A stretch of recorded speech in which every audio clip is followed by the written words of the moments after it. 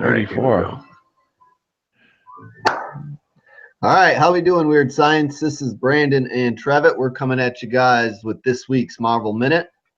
And back by popular demand, we have another X-Men book to bring you guys. And I am running out of X-Men songs to put into our our intro and our outro, so you might hear some of the same stuff you've been hearing. Anyway, XMen Gold #1, written by Mark Guggenheim.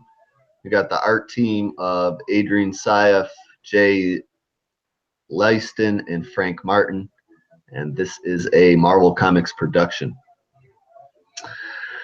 All right, so we'll do our blurb here. We'll do a little intro to the book, and we'll spit the bit about what's going on here in the latest issue of the Resurrection relaunch.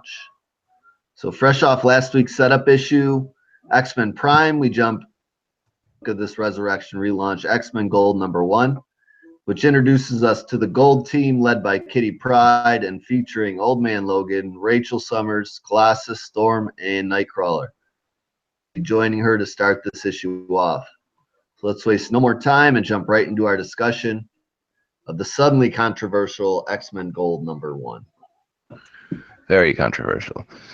Yeah, we're not going to get into that too much because that's not anything I would have noticed without people smarter and more informed than me pointing it out. So yeah, never read the Quran. You know,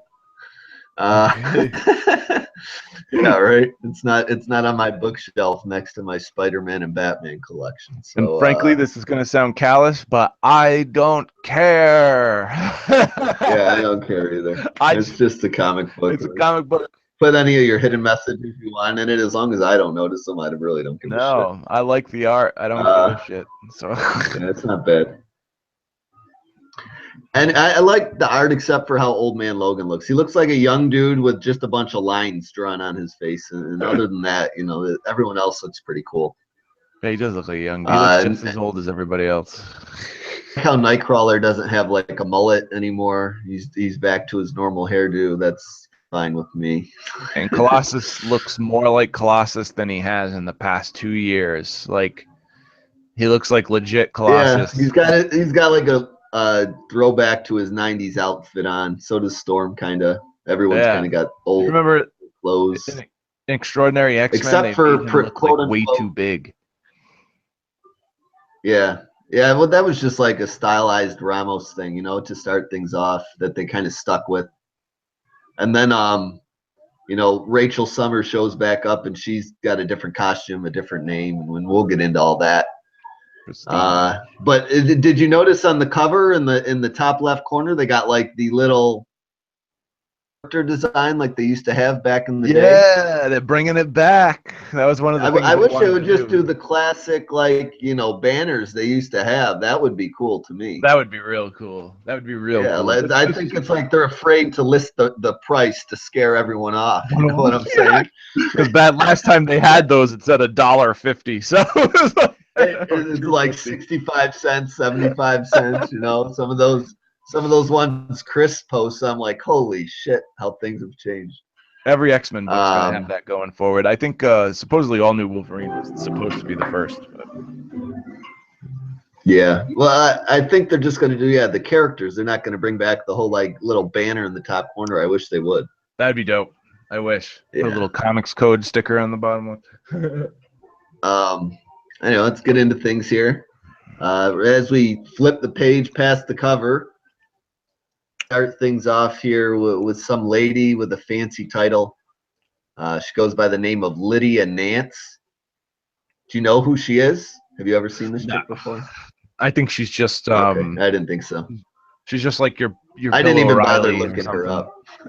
Yeah, I think that's what I think they're coming off with too. Yeah, she's your Fox News. She's your Fox News person. You know, that's what this is. Like, yeah, she's the talking head scumbag of the week here, and exactly. She starts things off by being pretty much a horrible, prejudiced piece of shit on the Fact Channel, which is like J. Jonah Jameson's CNN that he started since he got fired from the Daily Bugle. The Fact Channel. Yeah. Probably, I'm sure that word fact is thrown around pretty loose One thing I enjoyed was she Pretty brought loose up the around question. those parts.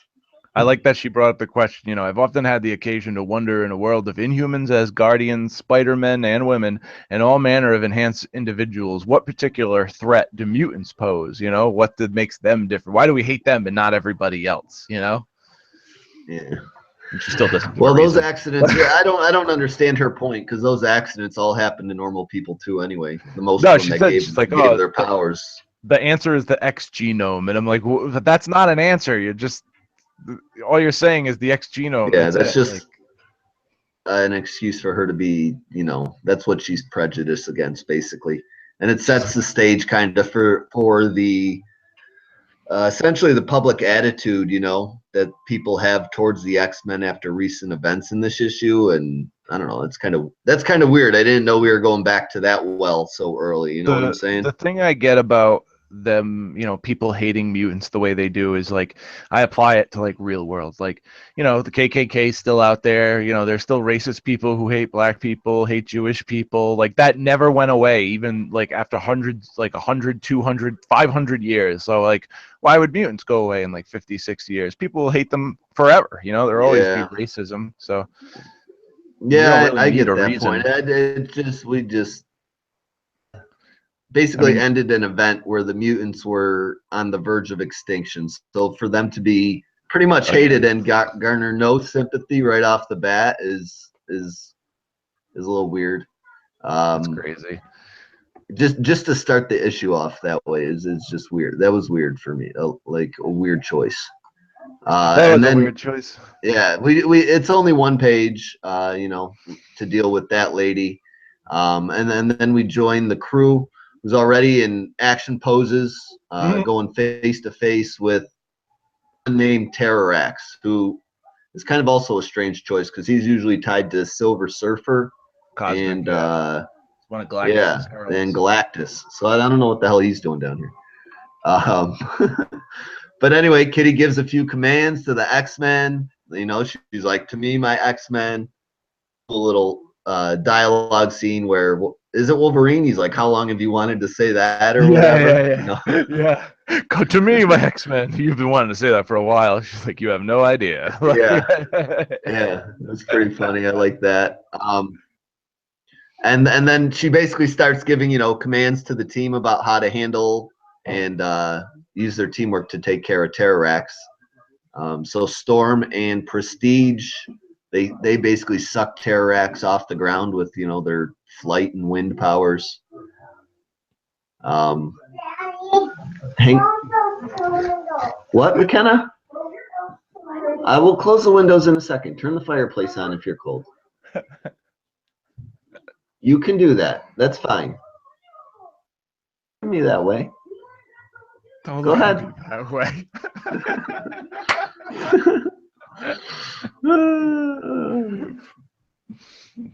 Oh. We're leaving that in. I don't care. Yeah, leave That's that too in. much That's great. Anyway, where were we? Okay, so Kitty is like giving commands. Storm and Prestige take Terrax off the ground because he's basically causing mini earthquakes all over the place, which has screwed up the foundation of this building. The ground is his bread and butter. That's where his power lies. Yeah, he's got like ground powers. Earth powers. Nightcrawler is sent. Nightcrawler, Colossus, and Logan. They all like go to this building that's losing its foundation. Nightcrawler starts out of the area and inside the building. Colossus is basically like straight up holding the building up. And then Logan is like up top and he jumps into the fray with Terrorax in midair and starts fighting him in a tornado. I liked the teamwork, like the cool. She exhibited real good teamwork. Like immediately, she had a plan of action. She sent the flyers to do one thing, the ground troops to do another. Like it was, I liked seeing that.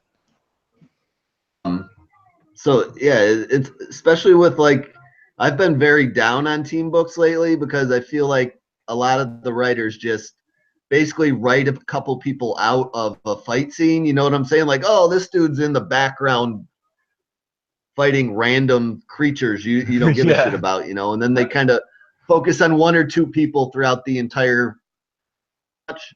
Like in this one, right off the bat, everybody's got a part to play, and you clearly know what that is. Even though Wolverine fighting somebody in midair inside a tornado is like a little crazy. That is pretty crazy. It's weird they would send Wolverine to do that. Like maybe Storm keeps him in the tornado, and Prestige should be fighting him in midair since she can fly already. Wolverine is just like.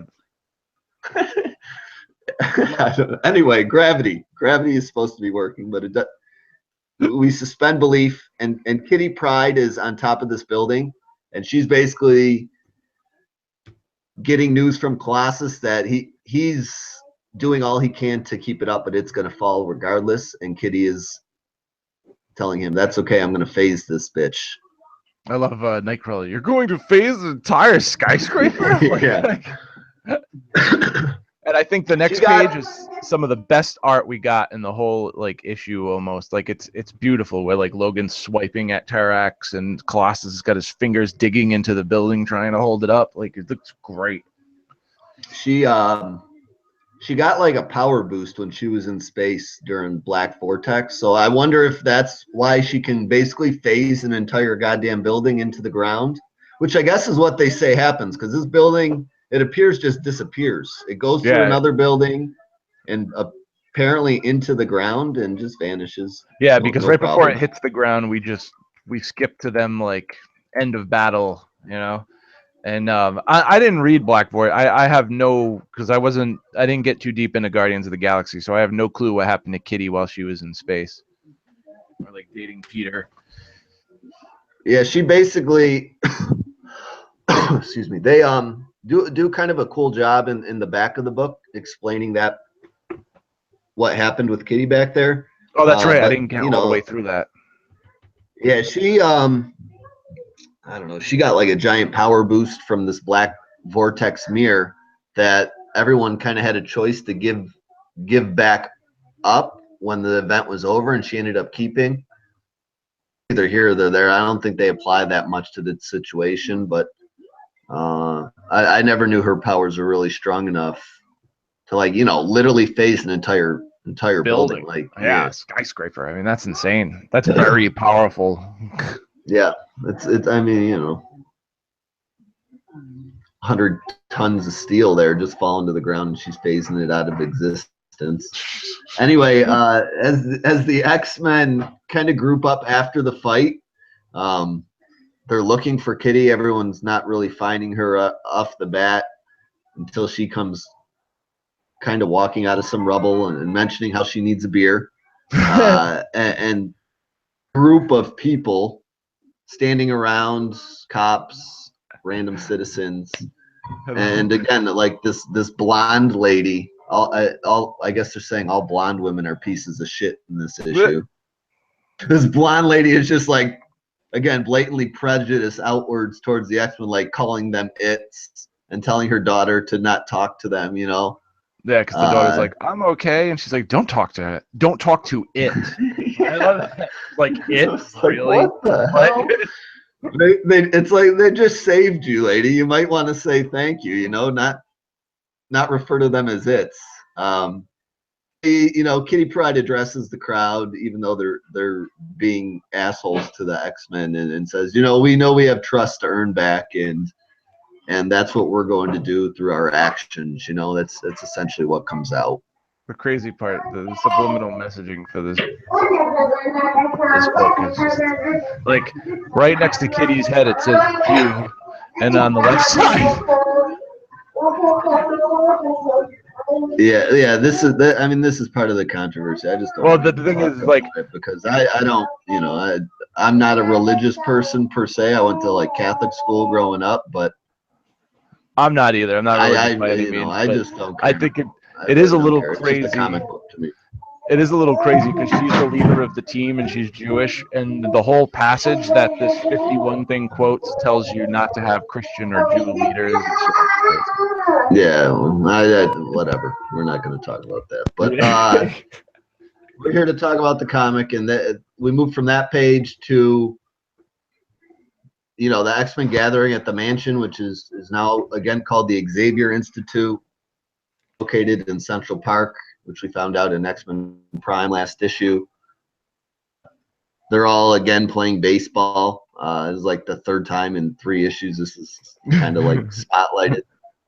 They really like playing baseball. Yeah. This is the weirdest baseball game I've ever seen. You can tell, like, Adrian Saif, who penciled the issue, doesn't have any idea what the game of baseball is. Like, the pitcher is way too close. One foot away from. Yeah, that's exactly what I was gonna say. Like, she is way too close to be a pitcher right now, and Wes first, second base, come rocketing back at her face at light speed, like shout out to Andrew in Star Wars right there. You know, like holy shit. All the space they have in Central Park, and look how tiny this baseball field is. Like, there's no bases on it. I can't tell who's on what team. Yet there's a foul line, but there are no bases. Like. Yeah, it's a crazy baseball game. And there's like just this is the part of weird dialogue where it's Kitty Pryde and Wolverine just have a weird talk. I liked him busting. What's he say? Like he kind of mentions how softball is a way for them to bond, and like Kitty mentions like, well, who is this dude? Like talking about bonding and stuff. Yeah, because he's like, I always thought these games were a waste of time, but I guess I was wrong. Yeah. It's like, is that you? I think they're playing cricket here. I don't think this is baseball. I think this is cricket. I don't know what a game of cricket looks like, but this is not baseball. And look, they show then you get a wider scope of the diamond, and it's big. They're just standing way too close. Like, yeah. Well, after the Wolverine and Kitty talk, we stop focusing on the baseball game, and we focus on this dude that works for the mayor, who has brought Kitty a bill for 6 months rent, and it's an $18 million rent bill. 18 million! Holy shit! I loved Logan busting her balls and, like, you know, saying shit he shouldn't be saying in between her trying to talk with the guy. That was kind of funny. Yeah, this was another weird part of the book. Like, I don't know, you're just establishing the premise, you know, for what we're going to be dealing with here. And one of the things we're going to be dealing with is the X-Men having to pay a bill. So I don't know if they're going to start charging the city for like services rendered for defeating terror acts, or like how they're going to raise $18 million. Yeah, that's crazy. Deadpool, I don't know. There's got to be money somewhere, right? Like, someone's got to have money. He's the one funding the Avengers right now. So is he going to fund the X-Men too through who? Parker? You know, mercenary work? No. Deadpool funds what? The Uncanny Avengers? Deadpool has that's like to the Deadpool book. Like they all mention Deadpool has been funding the Avengers and rebuilding Avengers Tower and stuff. Oh, because the Wade series, Parker is funding the Avengers now. Yeah, they don't know what's going on. Nobody talks to each other. Anyway, we move on from Kitty receiving her bill, and then we move on to a Nightcrawler and Storm scene, and it looks like they're hanging out at night, kind of watching TV, and they come across that Fact Channel program that we had beginning of the issue, and they start to talk about, you know, basically the prejudice and stuff surrounding the X-Men, and Storm continues to feel bad about a war with the Inhumans. I had to grab some nasal spray. Sorry. This scene, I don't know. I didn't really care for it that much. It was yeah, it's like spotlighting the prejudice angle. Of things again, and like Storm still feeling sorry for herself. Like it's basically just a carryover on a thread from the Prime. I don't get what she's feeling sorry about either. Like, fighting for your lives. Like, what are you feeling guilty about? Like, oh, I was trying not to die. I feel guilty about trying not to die. Right? Yeah. Guilty for that stuff. Yeah. Like you actually probably should have tried to talk it out first, even though I think everybody did, even though they pretended like they didn't at the end of that story. But I understand what Guggenheim's trying to do here. He's trying to bring it back to that classic X-Men feel where mutants and humans are at odds, the prejudice and whatnot. I don't think he's completely doing it well. I think he's doing it okay, but he's not doing it as well as he could. You know, he's just fudging certain facts from the past to make it work for him, like he did in Prime. You know, fudging certain things of the past to make it work for his story. But well, that goes on for you can tell in the back of the book when you finish that road to XMen Gold, like basically he's pulling out the chunks of history they're going to spotlight or refer to and highlight. You know what I'm saying? Yeah, I got halfway through that. And there's some things they'll probably, you know, glance over, neglect, but how Kitty Pryde got here and how Rachel got here, that back area when you get towards the end of it does a good job of explaining in those little areas how they did. Yeah, that was nice because I knew who Rachel was, but I wasn't completely clear on her origin until I read that part. So, I mean, it is nice. Yeah. So if you are just jumping onto X-Men, you get a clear path to the history of how we got here. Yeah, I think they get the sense, like, you know, a lot of people try to rejoin the book at this point. So these are the points of history we're going to focus on, and this is what you've missed while you were gone, you know? Yeah. Type of thing.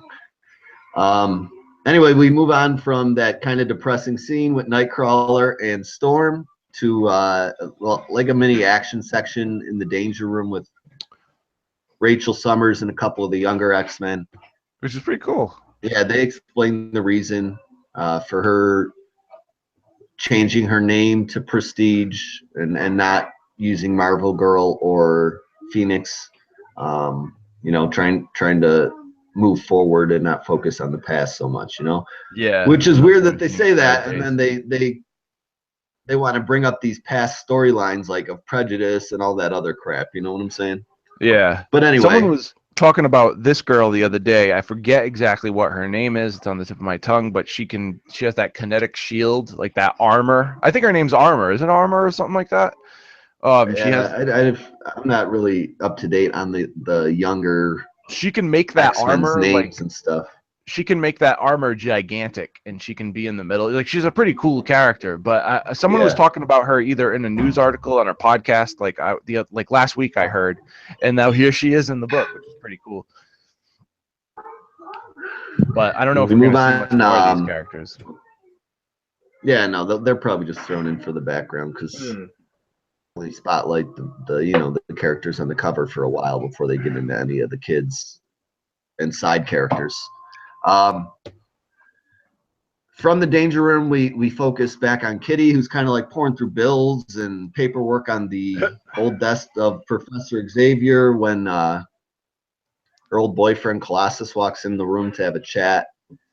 He tries to ask her to dinner, and she pretty quickly turns him down and says she's moved on in life, like she doesn't want to revisit Thank God. The relationship, and then is quickly interrupted by Rachel Summers saying they've got a distress call in New York City.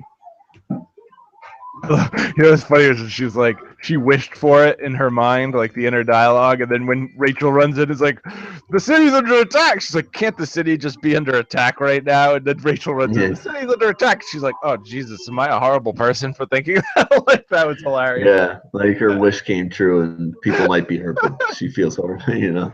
Great, yeah, it's not funny, but funny. Ever. Yeah. Great. So after they get the distress call, you know, the X-Men basically all dress up. They hop in the Blackbird with Nightcrawler driving, and they fly off to this building with the giant hole in the side of it, you know, which is where the distress call has been coming from. There's, you know, police and firemen gathered at the bottom, and a few of the X-Men bamf on into the building. I think it looks like Kitty, Nightcrawler, Old Man Logan, and they are confronted by the latest iteration of the Brotherhood of Evil Mutants. Is that Pyro on the top left? It looks like Pyro. Might not be, but it'd be cool if it was. I haven't seen Pyro in forever. Yeah, I think that one is Pyro. any of the I other hope. ones are. I hope. I have no Looks clue like they who got any of the other ones 2 are. But fire characters. We'll definitely find out next issue, I'm sure. yeah, Um, which is going to be done by Ardian Syaf again. yeah, But I think that was feels my. like You just ruined my my get out of trying to name all these characters by saying the latest iteration of the Brotherhood of Evil Mutants. That was my out to not have to look every one of these people up this weekend. But yeah, one of them is Pyro. We have no idea who the rest are. So somebody with a little more X-Men knowledge than us can fill us in. But that's how our issue concludes. We have no idea why these bad guys are in this building or what they're doing or what they're attacking. That's our I'm sure cliffhanger. Just I'm seeing sure there's them. a few deep cuts in there because of what they're trying to do with the franchise as a whole, like bring it back to the old school. So I'm sure like a lot of these Yeah. guys are like old school. Well, yeah. Starting off with the Brotherhood of Evil Mutants is a good way to, Yeah. say you're getting back to older storylines and older times. And then after the cliffhanger, you basically get like I don't know, it's a good chunk of 6 or 7 pages Yeah, that 46 points. Like, yeah, they highlight the history of the X-Men. So if you've been off the title or down on the books lately, and this is something you've thought about picking up, these are, the points in history that you've missed, and they want you to know about. And it's pretty cool. They pull little scenes and covers from what they're talking about and highlight it with a little paragraph. Really informative, really cool. I like how they did that. Also you get followed up by a letter from Mark Guggenheim, kind of identifying what he wants to do with the title. the Googe. And then we see some covers to signify what's coming down the line. And we got X-Men Blue coming next week, Weapon X coming next week, and X-Men Gold in 2 weeks because this is going to be a bi-weekly title. I'm cool with that. But at the same time, I'm not because wish if they were gonna do it bi-weekly, make it. What's the deal? Make it $2.99. I know. Like make it I wouldn't care how many articles were written about how they're copying DC's approach. If they did $2.99 bi-weekly, I would all over that. I've kind of totally gotten forgive it. used to like my big titles, like my Batman and my Superman stuff that I follow being bi-weekly and enjoying it. But I also like the price of that book because it's a cheap book. You know what I'm saying? Yeah, and you know what the thing like it's a cheap book for $2.99, but the quality is just way more. Like the paper, like the quality DC uses of their paper for the cheaper price, and the quality of Marvel for their higher price, it just doesn't seem worth it. Like yeah, no, I know. If you were giving us like mini prestige editions or something for the $5 or $6 issues, I would be cool with that. Because like the Dead Man stuff was what? How much were those issues? $6? I think But they were $6. they're I 80 have one right here pages in like actually. a prestige format. So that's like, if Marvel, the $10 Spider-Man issue, and apparently it sold gangbusters, which sucks because that means they're going to make more $10 issues. But if that was in a prestige format and like something I could set on a bookshelf, I would be totally fine paying $10 for it. But when it's done on shitty paper, it feels like I'm holding a glorified newspaper in my hand. Like that's It kind of, really does. it's crappy. It feels like a And, kick in the nuts, really. You know what I'm saying? and it really does because I mean I understand where they come from with the crappier quality of paper because you pay that extra money for the trade paperback for good paper, but I guess DC doesn't see it that way because you get trade paperback quality paper in your $3 comic. Like I mean you can't beat that. Yeah, I don't think It it's was that six. good, but their paper quality is It better. was $6. Anyway, wrap up this latest issue of X-Men. You know how we do things, guys. We tell you to buy it, to borrow it, or to forget it altogether. Did you go first for Prime or did I? I don't remember. I went first. Okay, so I'll go first here. Overall, I enjoyed the issue. It was, the scenes and everything felt very random, and there was a little bit of a forced CW type of emotional feel with a few corny story beats. There was no explanation for the villain's appearance, which I wasn't thrilled with, and other than that, the art looks great. with the exception of the baseball scene that that we were making fun of. You know, other than that, I don't know how long this artist will remain on the book, but it does look good. You know, Old Man Logan looks funny to me, but other than that, I do enjoy it overall. You know, I'm still kind of iffy on the book right now. I know people have said the book was like a return to the old style and feel of the X-Men, and it was fun, but I didn't have a whole lot of fun with it. You know, with kind of prejudice being the spotlight of the issue. You know, they didn't really tell you why the villains were around or anything, so that's what was focused on, and that's not real fun to me. You know, the fact they owe $18 million is just another story beat I wasn't finding fun. Like I don't know how they're going to raise it. Like we said, are they going to charge cities for their services rendered? Are they going to sell toys of Old Man Logan? Are they going to make movies? I don't know. $18 million, so that's kind of dumb. I like the villain cliffhanger, but I just don't get a sense of where the book's going yet. So I would right now rate the book after issue 1 a borrow for me myself. I enjoyed what I read, but I wasn't super pumped up about I guess where it's going right now, because I don't know where it's going. What I'm saying, you know, I expected by the end of issue 1 to have a clear idea other than prejudice of what the point of the Gold book would be. You know what I'm saying? Yeah. Does that make sense? Yeah. So, but it'd be a borrow for me with the potential for the series to turn into a buy. Like I still want to follow it and see where it's going, but the first issue was a borrow for me. So what'd you think? All right. So I had a bunch of thoughts. Now I'm drawing blanks. So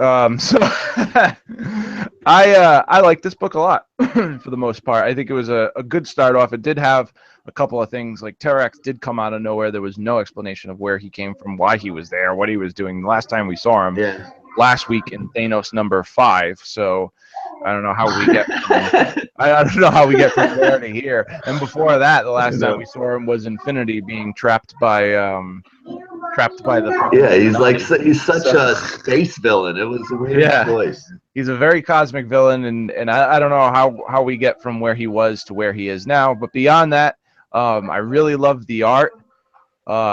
It was a nice old school cross between Jim Lee and Mark Silvestri. Like they're really going for that old school feel of the book, and they did grab it like dialogue wise and plot wise. If you've ever seen Mark Guggenheim episode of a CW show, then you know what to expect from this issue. That's a very true statement.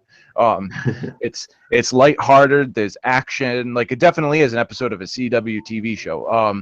His plotting might be a little off to the fact that we don't see where the villains come from, but at the same time, the dialogue is pretty good and fluid and easy to read. It's not going to pain you to get through this issue. Right.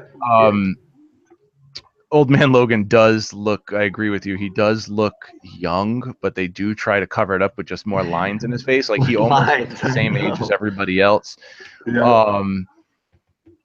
Aside from the controversy nonsense, I had a good time for this issue, and I did feel like I was reading an older issue of X-Men, and after everything I've read that came out over the past 2 years, it felt like a fresh, like it felt fresh but not fresh. It felt fresh but nostalgic. That's a good one. It was but not fresh. Fresh but not fresh. It had like some nostalgia to it. I'm excited to see where we go from here. It had some problems, but I'm in. And I think if you like X-Men, if you grew up with X-Men, if you were a fan of the 90s cartoon like I was, and grew up with X-Men all over your house, the action figures and everything, this is a solid buy. Where do we go from here? I don't know. I'm interested to see. Like I'm interested to see the Brotherhood of Evil Mutants, to see where they came from, who they are, everything that's going on. I think he has 5 issues to correct the mistakes that he made with this issue, give us some more answers, and if he does that, and if he does it in a interesting and good way, I think we're in for a pretty good series. But if you know, there's a lot of things that could potentially ruin the book, but you know, we'll just have to wait and see. But this particular issue is a buy for me. I mean, I would totally buy this, and I would recommend it to people, and I have. So Yeah. All right. Well, those are our thoughts on X-Men Gold #1. As usual, we'll look over the books for this coming week. We'll put up the poll on Mondays. They usually throw it up during broadcast of Juice and Jams at some point to let people know about it, so you guys can vote. Let us know what you want to do. I'm sure there will be another X-Men book up there yeah, it's Weapon X this week. and We'll see if X-Men the Blue. X-Men.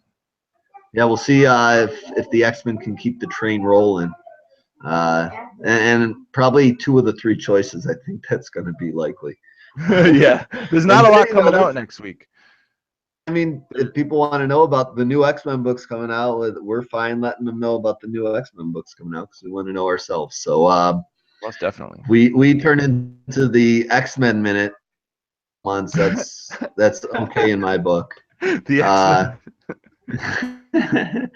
Anyway, as usual, if you're looking for us guys, you can find us as always on Twitter. I'm at BMur3660. Trevitt, where they find you, man? I'm on Twitter at AffrinAddict, on Instagram at Trevitz Comics. Yep. And look for us next week on the podcast, bringing that book that you guys picked to you.